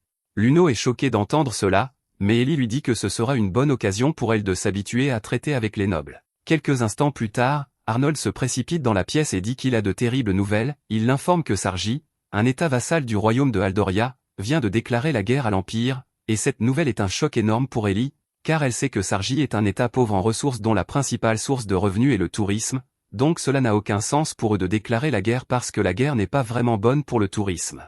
Arnold mentionne également que Sargi a déjà commencé son invasion, et normalement Ellie s'en ficherait, car il n'y a aucun moyen que Sargi puisse faire de réels dégâts à l'Empire, mais le vrai problème est le fait que si Sargi attaque maintenant, le village où Ellie avait prévu d'établir un port de fabrication serait en plein sur leur chemin. Ellie ne peut pas laisser cela arriver, alors elle demande à Arnold s'il y a une forteresse dans la vallée de Brechamp près du village, et il confirme qu'il y en a une, et selon ses estimations, il y a environ 500 soldats stationnés là-bas, mais en revanche, les troupes de Sargi sont au nombre d'environ 1500, ce qui signifie que la forteresse est largement en infériorité numérique. Cependant, s'il s'accroche, il devrait pouvoir tenir quelques jours jusqu'à l'arrivée des renforts. Juste à ce moment-là, un message arrive de Lucas, et il vient d'apprendre la raison pour laquelle Sargi a déclaré la guerre à l'Empire. Apparemment, le roi de Sargi a dit en substance qu'il voulait récupérer les terres qui leur avaient été volées toutes ces années. Arnold se souvient que l'Empire a effectivement pris des terres à Sargi il y a 20 ans, mais ils n'ont pas volé les terres, ils les avaient simplement protégées d'une dévastation de monstres à l'époque, car le royaume n'était pas capable de protéger les villages là-bas par lui-même, et normalement, si vous prenez en charge une parcelle de terre pendant une période prolongée, vous êtes autorisé à l'assimiler à votre territoire, donc cela n'a aucun sens que Sargi les accuse maintenant de les avoir volés. La lettre de Lucas mentionne également qu'il est déjà en route pour aider la forteresse avec environ 2000 hommes, mais il lui faudra quelques jours pour arriver, donc pour l'instant, Elisabeth décide d'attendre et de voir comment les choses évoluent.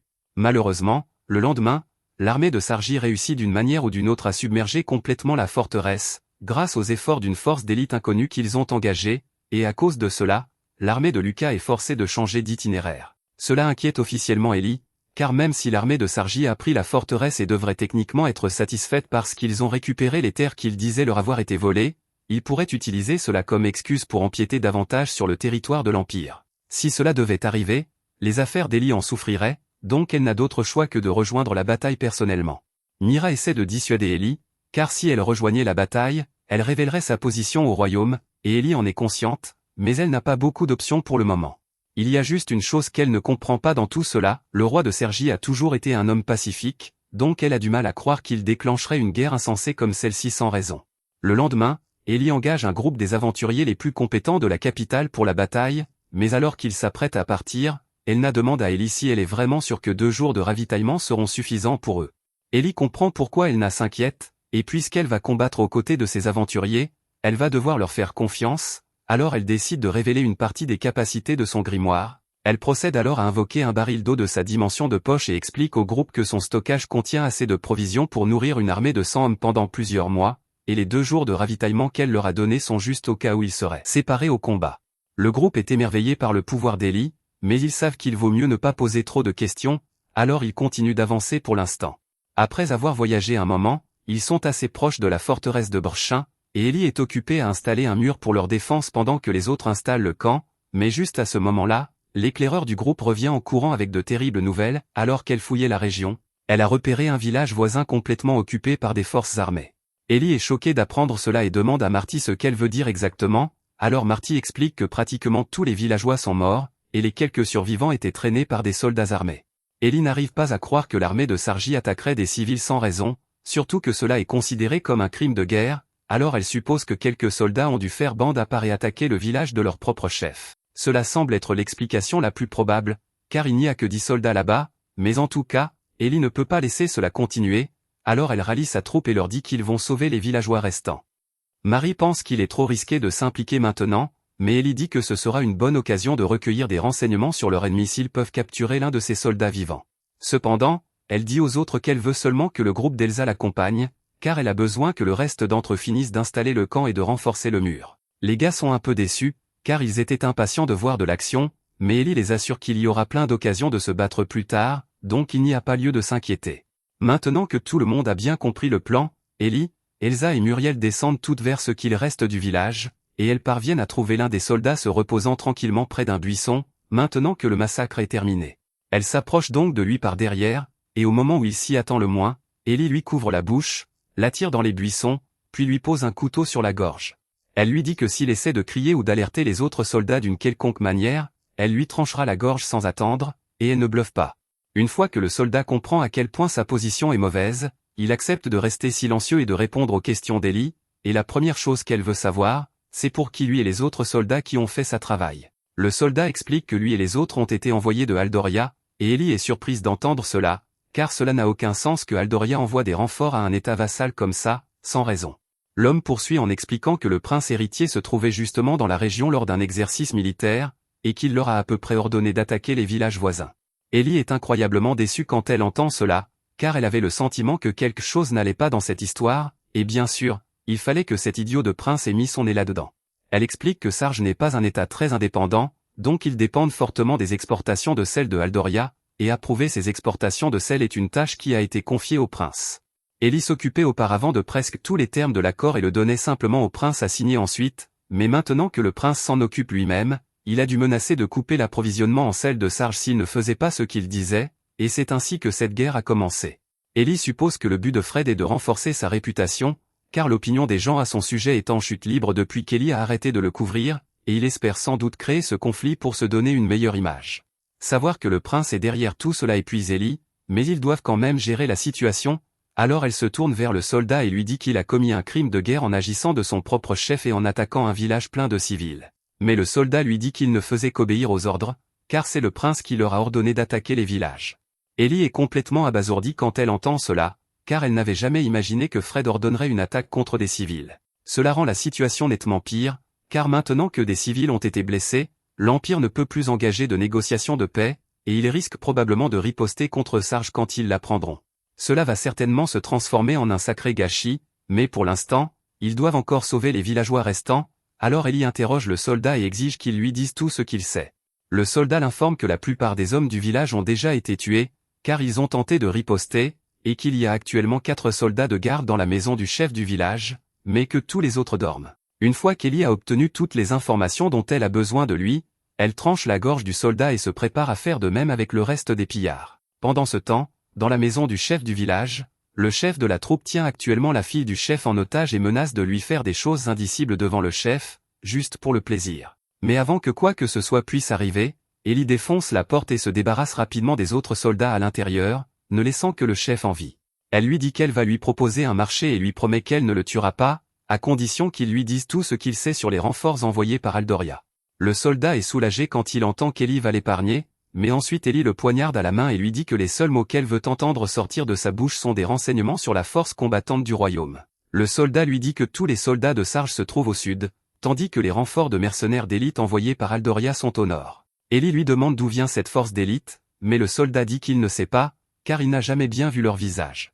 Il a dit à Ellie tout ce qu'il sait, alors il lui demande si elle va l'épargner maintenant, et Ellie confirme qu'elle ne va pas le tuer, puisqu'elle l'a promis, mais elle ne peut pas garantir que les survivants du village vont le laisser s'en tirer aussi facilement, car ils ont l'air plutôt en colère. Tous les survivants se précipitent alors sur le soldat, fourche à la main, et le poignardent à plusieurs reprises en guise de revanche pour ce qu'il leur a fait. Ellie suggère qu'il devrait rester dans le village quelques jours pour s'assurer qu'il n'y a pas d'autres soldats cachés à proximité, et quant aux cadavres, il devrait probablement les nettoyer une fois que les gens auront fini de se défouler. 2 jours plus tard, un messager de l'armée de Lick arrive au camp d'Ellie, et tout d'abord, il lui dit que Lucas aimerait la remercier pour son aide. Quant à l'état de son armée, il se déplace actuellement vers l'est tout en libérant tous les villages qui ont été occupés par les forces de Sarge, et d'après les renseignements qu'ils ont recueillis, il semble que le prince Fred soit également impliqué dans ce conflit, mais Ellie était déjà au courant. Lucas a essayé de faire appel à Aldoria par des voies diplomatiques pour mettre fin à cela, mais Ellie ne pense pas que cela donnera grand-chose, car tant qu'il n'y aura pas de preuves concrètes prouvant l'implication de Fred, ils vont probablement nier. Pour l'instant, Egle dit qu'ils vont continuer vers l'est et libérer les villages occupés, avec pour objectif ultime de reprendre la forteresse de Brochamp, et Ellie demande si elle peut les accompagner, car elle aimerait offrir son soutien. Pendant ce temps, dans la capitale, Misha et Lunoa travaillent toujours pour maintenir l'entreprise en activité pendant l'absence d'Ellie, et malheureusement, elles ont appris que le village qu'Ellie utilisait pour la fabrication a été pillé et que tous les matériaux qui s'y trouvaient ont été volés. Cela va être un gros coup dur pour leur coût d'exploitation, mais la seule chose qu'elles peuvent faire, c'est continuer d'avancer. Sur le front, Ellie et les autres retrouvent enfin les forces de Lucas, et Ellie est ravie de le revoir, car cela fait un bon moment. Lucas lui demande comment s'est terminé le village dans lequel elle investissait, et Ellie dit que, malheureusement, presque tous ces matériaux ont été volés, mais elle est contente qu'au moins personne ne soit mort. Après tout, les matériaux peuvent être remplacés, mais pas les vies humaines. Cependant, Ellie compte bien se faire rembourser 10 fois tout ce qui a été volé. Pour continuer, ils se rassemblent tous autour de la carte pour commencer à planifier leur attaque, mais le commandant de l'armée de Lucas, Dreg, ne pense pas qu'il sera facile de lancer une attaque frontale contre une forteresse. Leur seule option pour l'instant est de faire infiltrer les détenteurs d'artefacts divins parmi eux pour neutraliser la base de l'intérieur. Lucas et Drake sont tous les deux capables d'utiliser des artefacts divins, tout comme Ellie et Elsa, donc les quatre vont mener l'opération. Ellie suggère que Lucas et Drake attaquent par le sud pendant qu'elle et Elsa attaqueront par le nord, car d'après ses renseignements, il n'y a que des soldats ordinaires de Sarge vers le sud, donc aucun d'eux ne devrait être capable d'utiliser des artefacts divins. Cependant, ceux du nord sont les troupes de Haldoria, et à la fois Frey et son chevalier, Robert, sont capables d'utiliser des artefacts divins. Elle doute sincèrement que Fred ait le cran de rester et de se battre si la tournure des événements lui est défavorable. Cependant, ils doivent aussi s'inquiéter des mercenaires d'élite qui les accompagnent, c'est pourquoi Ellie pense qu'il serait préférable qu'elle et Elsa s'en chargent. Après tout, Ellie est douée pour les sorts d'attaque à grande zone, et Elsa est une aventurière de classe A, donc à défaut d'autre chose, elle devrait pouvoir s'en sortir vivante. Lucas accepte de les laisser y aller, mais il leur demande de faire attention, car il ne veut pas qu'elles meurent. Maintenant que tout le monde est clair sur les détails du plan, Ellie et Elsa partent à la tombée de la nuit pour attaquer les troupes du Nord. Avant de passer à l'action, elles conviennent qu'Elsa infiltrera la tour de guet pendant qu'Ellie entrera par la porte principale et éliminera autant de combattants que possible. Cependant, elle conseille à Elsa de ne pas faire de tuerie massive, car il pourrait y avoir des villageois dans le camp pris en otage, et elle ne voudrait pas les tuer aussi, et Elsa promet de garder cela à l'esprit. Sur ce, elles commencent leur plan d'infiltration, et à la porte principale du camp, alors que les gardes désignés étaient en plein changement de quart, Ellie tranche rapidement leur tête et pénètre dans le camp. Comme elle l'avait prévu, les soldats avaient pris plusieurs villageois en otage, et ils étaient actuellement utilisés comme esclaves, et Ellie ne veut pas blesser les villageois innocents, donc son plan initial de faire exploser l'endroit ne fonctionnera plus. À la place, elle décide d'utiliser un sort de pluie de grêlons plus localisé pour désorienter les soldats, et pendant qu'ils sont désorientés, elle commence à les canarder avec des sorts de balles de grêle. Il ne faut pas longtemps au commandant de la troupe pour réaliser qu'ils sont attaqués par un mage, alors il ordonne à ses hommes de se disperser et de chercher celui qui lance le sort. Cependant, avant même qu'il ait fini de parler, Ellie le tranche net en deux. Alors que le reste des hommes la repèrent, ils se mettent en formation pour attaquer, car elle ne peut pas tous les toucher avec des balles de glace comme ça. Mais puisque tous les soldats se sont gentiment séparés des villageois et rassemblés en un seul endroit, Ellie utilise simplement un sort de gel à grande zone pour tous les figer sur place. Pendant ce temps, du côté d'Elsa, elle est face à l'escouade de mercenaires d'élite, et elle peut immédiatement dire que ces gars-là sont d'un niveau supérieur au reste des soldats ici. Individuellement, ils ne représentent pas une grande menace, mais leur travail d'équipe est si bon qu'elle ne peut pas leur porter un bon coup, et ils l'épuisent lentement avec des blessures. Elsa réalise qu'elle n'a aucune chance de gagner dans ces conditions, mais heureusement pour elle, elle a un atout dans sa manche. Elle active ses artefacts divins et manifeste une épée de feu, ce qui lui confère une force physique accrue ainsi que la guérison de toutes ses blessures. Désormais, peu importe combien il la blesse, elle peut continuer à se battre, et le chef est assez intelligent pour réaliser que c'est une bataille perdue, surtout quand Ellie se joint à lui. Il est assez compétent pour tenir tête à Ellie, mais il ne cherche pas à mourir ici, alors quand il en a l'occasion, il lance un flashbang au sol pour aveugler Ellie, et au moment où elle retrouve la vue, il a déjà rassemblé le reste de ses hommes et utilise un parchemin de téléportation pour fuir. Ellie et Elsa sont déçus de ne pas avoir réussi à les capturer, mais au moins elles ont tout de même accompli leur objectif de reprendre la forteresse.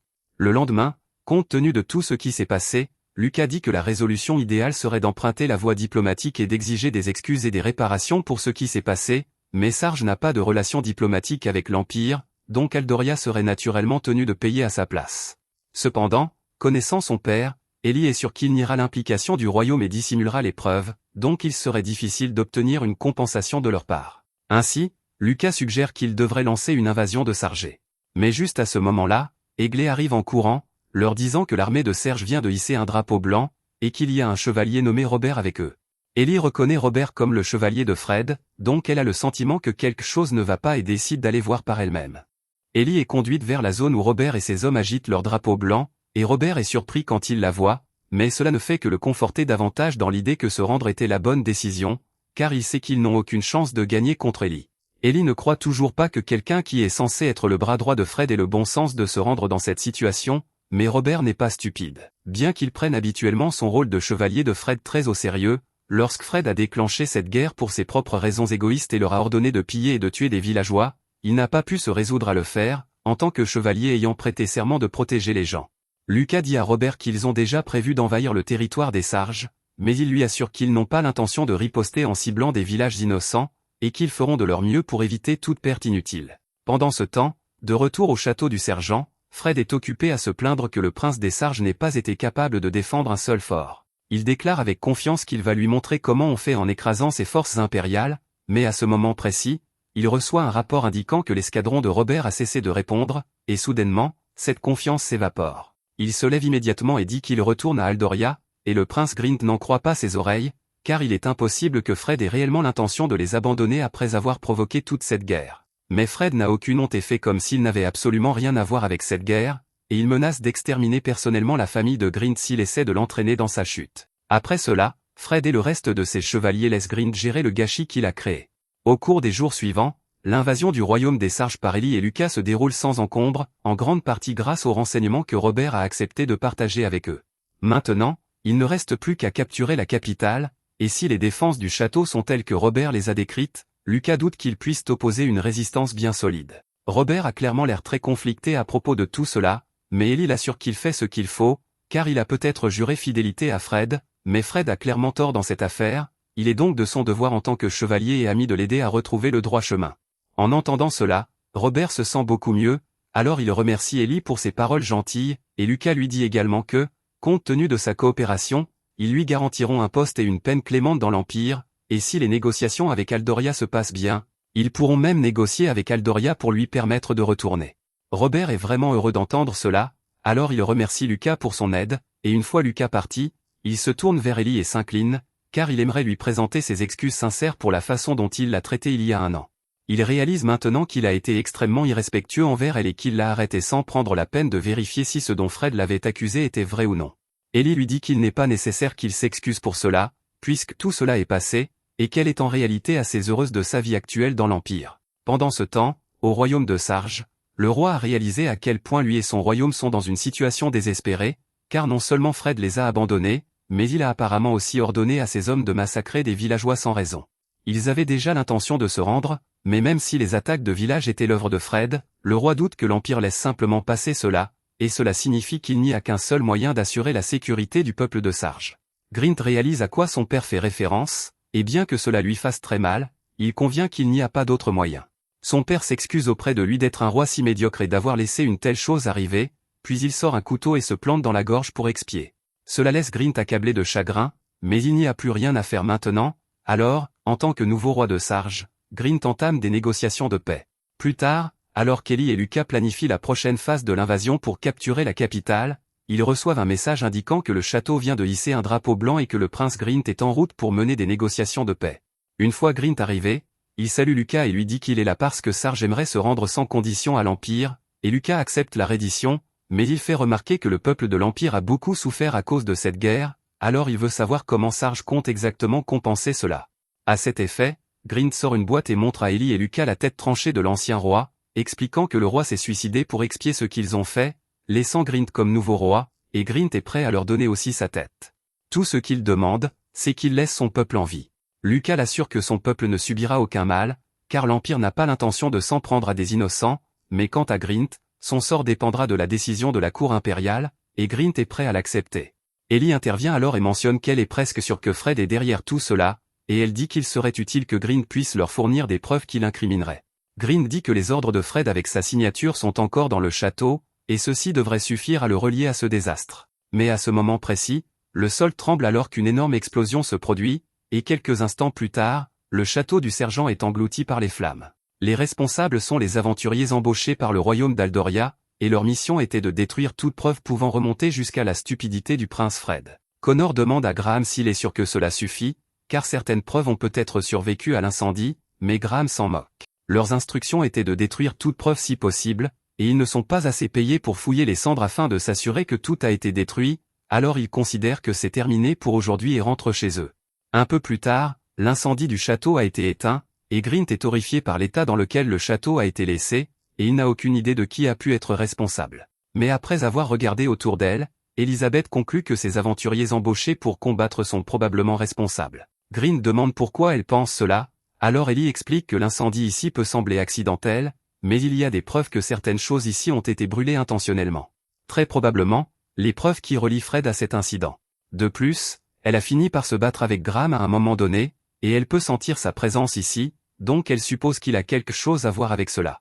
Grint ne sait pas grand-chose des mercenaires, mais il ordonne une enquête approfondie sur leur localisation pour savoir ce qu'ils savent, et pendant ce temps, Ellie dit à Lucas qu'il devrait pouvoir gérer les choses à partir de maintenant, donc elle va retourner à ses affaires dans la capitale. Dehors, Muriel dit à Thomas et Elsa qu'ils ont à peu près terminé ici, et Thomas est un peu déçu, car Ellie lui avait promis une occasion de se battre, mais rien ne s'est vraiment passé après la bataille de ce fort. Cependant, Muriel l'assure que, compte tenu de l'état actuel du monde, il y aura sûrement de nombreux conflits à l'avenir, et ils n'hésiteront pas à faire appel à lui si le besoin s'en fait sentir. À ce moment-là, Elsa remarque qu'Ellie n'est pas là, alors elle demande à Muriel où elle est, et Muriel l'informe qu'Ellie voyagera séparément vers l'Empire avec le groupe de soldats de Robert qui ont fait défection. Elsa est surprise d'apprendre cela et demande s'il est vraiment sûr de laisser Ellie faire cela, car les soldats ont peut-être fait défection, mais il reste dangereux de leur faire confiance ainsi. Cependant, Muriel assure Elsa qu'Ellie sait ce qu'elle fait. Pendant ce temps, Ellie est avec les chevaliers de Robert, et elle leur dit qu'ils emprunteront un itinéraire différent des autres pour retourner dans l'Empire. Robert demande pourquoi, alors Ellie explique que le chemin que les autres empruntent traverse les villages qui ont été attaqués, et même si lui et son équipe n'ont pas personnellement participé au massacre des villages, il reste des chevaliers aldoriens, et si ces pauvres villageois les voyaient, ils attaqueraient sûrement. Robert peut comprendre cela, alors il accepte de prendre le chemin le plus long, et Ellie lui dit qu'il n'a pas besoin de s'inquiéter, car elle les accompagnera, lui et ses troupes, et Robert croit fermement qu'Ellie propose de venir avec eux parce qu'elle se soucie de leur sécurité. Cependant, il ne pourrait pas être plus loin de la vérité. De retour dans la capitale, Arnold et les autres sont excités car ils viennent de recevoir une lettre d'Ellie leur disant que Sarge s'est rendu, donc elle rentrera bientôt, mais elle mentionne qu'elle a quelques affaires en suspens à régler, donc elle pourrait prendre un peu plus de temps que prévu pour revenir. Lunoa ne comprend pas ce qu'Ellie entend par « affaires en suspens », alors elle demande à Arnold s'il a une idée, et Arnold peut imaginer ce qu'Ellie a l'intention de faire, mais il préfère ne pas en parler. Quelque temps plus tard, Ellie et les chevaliers sont en plein milieu de leur voyage de retour vers l'Empire, et Robert remarque que ces hommes semblent à bout, alors il demande à Ellie s'ils peuvent faire une pause, et Ellie accepte, donc ils s'arrêtent tous et installent le camp pour la nuit. Robert s'approche d'Ellie et lui demande s'ils sont proches de l'Empire maintenant, et Ellie lui dit qu'ils ne sont qu'à une journée de route à ce stade, donc il lui serait possible d'arriver au matin. Robert dit alors à Ellie qu'il aimerait une fois de plus s'excuser auprès d'elle pour la façon dont il l'a traitée, et il dit qu'il apprécie vraiment qu'elle lui ait pardonné et qu'elle l'ait accepté, mais Ellie le coupe immédiatement et lui dit qu'elle n'a jamais dit qu'elle lui pardonnait. En fait, elle le méprise tellement qu'elle ne désire rien de plus que de le tuer maintenant. Robert est un peu surpris quand elle dit cela, parce qu'elle lui avait dit plutôt qu'elle avait mis tout cela derrière elle et que c'était du passé, mais ce qu'Ellie voulait dire par là, c'était que c'était du passé, donc il n'y avait rien qu'il puisse dire pour réparer ce qui s'était passé. Elle sort alors l'un de ses grimoires et crée un mur de pierre autour de tous les hommes de Robert. Ensuite, elle procède à l'invocation d'un autre slim des profondeurs de l'enfer, qui fait fondre tous les chevaliers en un bol de soupe nocturne. Robert est horrifié par ce qu'il vient de voir, et il demande à Ellie pourquoi elle ne l'a pas simplement tué, lui seul, si elle le déteste encore pour ce qui s'est passé, mais Ellie dit qu'elle n'a pas de raison particulière de s'en prendre aux chevaliers innocents, elle l'a fait simplement parce qu'ils étaient avec Robert. Elle lui fait alors clairement comprendre qu'il est un chevalier pathétique et délirant, et qu'il a non seulement échoué à tenir ce prince idiot en bride, mais qu'il a aussi échoué ses hommes. Elle sort ensuite un autre de ses grimoires, qui a la capacité de modifier la mémoire d'une personne et d'implanter des suggestions dans son esprit. Honnêtement, elle n'aime pas utiliser celui-ci, car il nécessite un certain nombre de conditions pour être activé, y compris le sacrifice d'une partie de sa chair, mais elle a besoin que Robert agisse comme le premier signe de sa vengeance à venir, donc cela doit être fait. Un jour plus tard, Robert est retrouvé sur la route par une charrette de voyageurs. Ils n'ont aucune idée de comment il est arrivé là, mais ils peuvent voir, grâce à l'emblème sur sa plaque de poitrine, qu'il doit être l'un des chevaliers de la capitale royale, alors ils décident de le ramener avec eux. Pendant ce temps, de retour dans l'Empire, Elisabeth est enfin rentrée chez elle, et Misha et Lunoa sont vraiment ravis de la revoir. Elles lui disent qu'elles étaient très inquiètes quand elles ont appris qu'elles voyageraient séparément de l'unité principale. Ellie s'excuse de les avoir inquiétées, mais tout s'est bien terminé. Elle remercie également Lunoa et Misha pour tout ce qu'elles ont fait pendant son absence, car Arnold l'a déjà informé qu'elles avaient fait un excellent travail en maintenant toutes les opérations de l'entreprise. Elle se rend ensuite dans son bureau pour se reposer, mais elle est surprise d'y trouver Muriel qui l'attend. Elle essaie de faire comme si rien de mal ne s'était passé, mais Muriel remarque immédiatement qu'elle tient son bras droit, alors elle lui demande de le voir. Elle est horrifiée de découvrir que le bras d'Elisabeth n'a plus de peau. Elle demande comment c'est arrivé, et Elisabeth explique que c'était le prix à payer pour avoir utilisé l'un de ses grimoires, mais qu'elle a réussi à faire le travail quand même, donc ce n'est pas grave. Muriel est sûre qu'Ellie doit avoir ses raisons, alors elle décide de ne pas insister davantage, mais elle veut au moins bien bander les blessures d'Ellie. Ellie est reconnaissante, car son bras lui fait terriblement mal en ce moment. Retournons à ce jour-là, le prince Fred avait initialement décidé de déclarer Ellie traître. Il a informé Robert qu'Ellie avait apparemment harcelé Sylvia tout ce temps, et qu'elle avait même tenté de la tuer en la poussant dans les escaliers. Robert a eu du mal à le croire, car bien qu'il n'ait pas eu de relation étroite avec Ellie, il ne pensait certainement pas qu'Ellie était le genre de personne à tenter de tuer Sylvia. Cependant, Fred a continué ses accusations et a affirmé avoir entendu dire qu'Ellie prévoyait d'utiliser son influence dans ses entreprises pour prendre le contrôle du royaume. Robert a trouvé cela extrêmement difficile à croire, alors il a demandé à Fred comment il avait découvert cela, et la source de Fred était juste « Fais-moi confiance, mon pote ». En utilisant toutes ces preuves en béton, Fred a décidé que la meilleure façon de gérer la situation serait de faire arrêter Ellie au milieu de la fête. Une fois de plus, Robert a demandé à Fred s'il était vraiment sûr que c'était nécessaire, mais Fred a insisté sur le fait que c'était l'occasion parfaite pour rompre ses fiançailles avec Ellie et annoncer ses fiançailles avec Sylvia. Robert pouvait voir que c'était une mauvaise idée, mais en tant que chevalier de Fred, il estimait que c'était son devoir d'obéir à tous ses ordres. Cependant, après que Fred eut réellement fait tout cela, et que le père de Robert l'a pris, il était fou de rage, car il ne pouvait pas croire que Robert ait fait quelque chose d'aussi stupide. Robert a essayé de se défendre, expliquant qu'il ne faisait que remplir son devoir de chevalier, mais son père a trouvé risible que Robert croit que son devoir consistait à humilier une dame et à la plaquer au sol devant une fête pleine d'invités. Cependant, Robert croyait toujours que, en tant que chevalier de Fred, son travail était de suivre ses ordres quoi qu'il arrive, donc il n'avait rien fait de mal. La fois suivante où Robert ouvre les yeux, il se retrouve dans le domaine de sa famille avec sa femme de chambre, Anna, qui veille sur lui. Il lui demande où il se trouve, alors elle explique qu'il est de retour dans le domaine d'Artie, et qu'il a été retrouvé dans la nature et ramené par un groupe de marchands ambulants. Robert a du mal à se souvenir de ce qui lui est réellement arrivé, car tout ce dont il se souvient pour l'instant, c'est qu'il a reçu l'ordre de Fred de rejoindre l'invasion de l'Empire par Sargis. Un instant plus tard, la sœur de Robert, Roley, entre soudainement en courant dans la pièce et serre Robert dans ses bras, car elle s'était inquiétée pour lui pendant tout ce temps. Après elle, le père de Robert entrait, après avoir confirmé que Robert était éveillé, il s'avance et lui donne un coup de poing au visage pour avoir été un tel idiot. D'abord, il a mobilisé les soldats sans la permission du roi juste parce que Fred le lui a dit, et les a utilisés pour envahir l'Empire sans raison. En plus de tout cela, il a en quelque sorte perdu tous les hommes avec qui il était parti. Robert essaie de se défendre en disant qu'il remplissait son devoir de chevalier, mais son père le traite de honte et dit que quelqu'un comme lui ne mérite pas d'être appelé chevalier. En fait, son père a déjà destitué Robert de son titre de chevalier, il n'est donc plus qu'un simple soldat. Il sort ensuite, et Robert baisse la tête de honte, mais sa mère lui dit que son père était en fait très inquiet pour lui pendant toute son absence, donc même si cela ne semble pas être le cas pour le moment, il tient vraiment encore à lui. Quelques jours plus tard, le médecin de famille déclare Robert physiquement apte. Il peut donc reprendre son entraînement en toute sécurité. Robert a accepté le fait qu'il a perdu son titre de chevalier, et il décide de faire de son mieux pour regagner son statut de chevalier afin de pouvoir à nouveau servir Fred, car il n'a visiblement pas tiré de leçon de la dernière fois qu'il a servi Fred. À ce moment-là, sa petite sœur entre pour lui rappeler qu'il a promis de prendre le thé avec elle plus tard dans la journée, et Robert dit qu'il va se préparer tout de suite. Mais à ce moment-là, il a un éclair de souvenir confus. Il se souvient s'être rendu à l'Empire après que la bataille soit devenue trop difficile à gérer, mais il ne se souvient pas de ce qui est arrivé à ses hommes après cela, ni pourquoi il a été le seul à survivre, et il a le sentiment que quelque chose de terrible est arrivé. Juste à ce moment-là, Roley remarque que Robert a quelque chose en tête, alors elle lui demande ce qui ne va pas. Mais dans l'instant qui suit, elle a la tête tranchée par Robert. Robert est horrifié par ce qu'il vient de faire, et il ne comprend pas pourquoi il l'a fait non plus. Un instant plus tard, la femme de chambre entre à la recherche de Roley, et elle est horrifiée en voyant son corps décapité sur le sol. Mais avant qu'elle puisse crier, Robert la poignarde dans l'estomac. Il ne fait pas cela parce qu'il le veut, son corps bouge tout seul pour une raison qu'il ignore, et il ne comprend pas pourquoi. Au cours des minutes suivantes, Robert finit par tuer tous les membres du foyer, y compris sa mère, et malgré tous ses efforts, il ne peut pas arrêter son corps. Une fois que tout le monde à l'intérieur est mort, il erre dans la ville. Lorsqu'il croise un groupe d'enfants innocents qui jouent dans la rue, il les massacre également, puis s'en prend aux civils, tout en craquant intérieurement, car il ne ferait jamais une telle chose. Au moment où les gardes sont finalement arrivés et ont maîtrisé Robert, plus de 85 civils avaient déjà été tués, ainsi que 20 soldats, sans compter sa famille. Le père de Robert est convoqué à une réunion avec le roi et Léon à cause de cela. Bien que le roi soit compatissant au fait que toute sa famille ait été massacrée par Robert, le fait demeure que Robert a commis un crime grave contre le peuple de cette nation. Ils ont pu étouffer les méfaits de Robert et Fred lorsqu'ils ont attaqué Ellie à la fête en la faisant passer pour une traîtresse, mais cela ne peut pas être étouffé.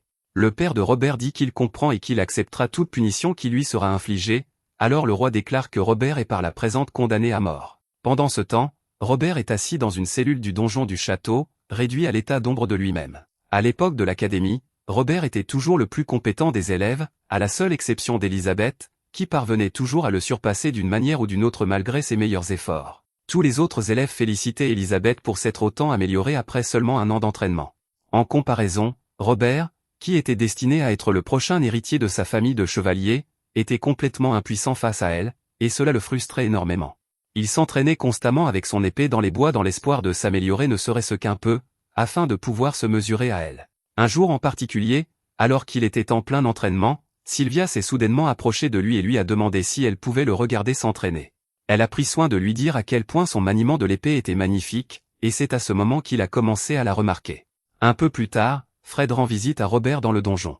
Robert essaie d'expliquer qu'il n'était pas maître de son corps lorsqu'il a commis le crime, mais personne ne croirait une histoire pareille. Fred n'a que du mépris pour Robert, non pas à cause de toutes les personnes qu'il a tuées, mais plutôt parce que tous ces meurtres lui ont donné une mauvaise image. Alors la seule chose qu'il peut dire est qu'il espère que l'exécution de Robert effacera la tache qu'il a laissée sur sa réputation. Robert demande si Sylvia va au moins venir le voir une dernière fois avant son exécution, mais Fred dit qu'il ne pourrait jamais amener Sylvia dans un endroit aussi déprimant, et que ni lui ni elle ne veulent plus avoir affaire à lui.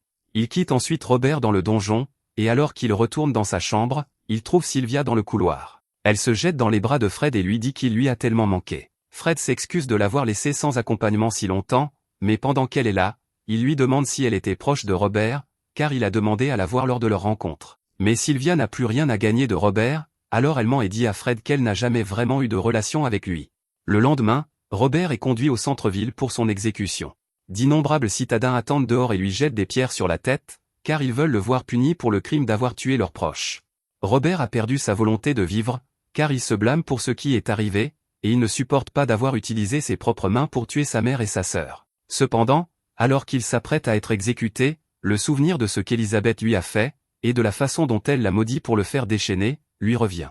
Il réalise enfin que tout cela était l'œuvre d'Elisabeth, mais il est déjà trop tard, car personne n'écoutera un mot de ce qu'il a à dire. Un instant plus tard, il est exécuté. Pendant ce temps, dans l'Empire, Elisabeth réalise que la malédiction qu'elle a placée sur Robert a été levée, ce qui signifie qu'il doit être mort, alors son bras redevient normal. Au même moment, dans le royaume des démons, Louis est en train de recommander Elisabeth à son supérieur, car il a été impressionné par toutes les réalisations qu'elle a accomplies, en particulier dans le récent conflit avec Sargis. En fait, l'empereur réfléchit actuellement à la meilleure façon de la récompenser pour ses efforts. Si Ellie est si recherchée, le démon va devoir aller voir par lui-même pour l'évaluer. Ce même soir, Lucas va confronter Ellie, car il vient de recevoir une lettre l'informant que Robert a été exécuté dans la capitale pour meurtre de masse, et il sait qu'Ellie doit être liée à cela, puisqu'il se souvient que Robert s'est rendu et qu'elle était censée le transporter vers l'Empire en tant que prisonnier de guerre. Pendant ce temps, du côté d'Ellie, elle fait un rêve de son époque dans le royaume, et de sa naïveté insensée, au point qu'elle regardait joyeusement le prince Fred la tromper en plein jour et souriait ensuite. Rien que d'y penser, elle se sent mal, mais elle ne peut pas s'y attarder trop longtemps, car elle doit se lever et se préparer. Après tout, elle a une réunion avec Lucas aujourd'hui. Lorsque Lucas arrive enfin, il va droit au but et lui demande si elle est à l'origine de ce qui est arrivé à Robert dans la capitale. Ellie n'est pas trop surprise que Lucas ait réussi à le comprendre, mais elle n'a aucune raison de le cacher, alors elle admet qu'elle en est à l'origine, et qu'elle a bien d'autres choses prévues pour l'avenir, car ce n'est que le début de sa vengeance.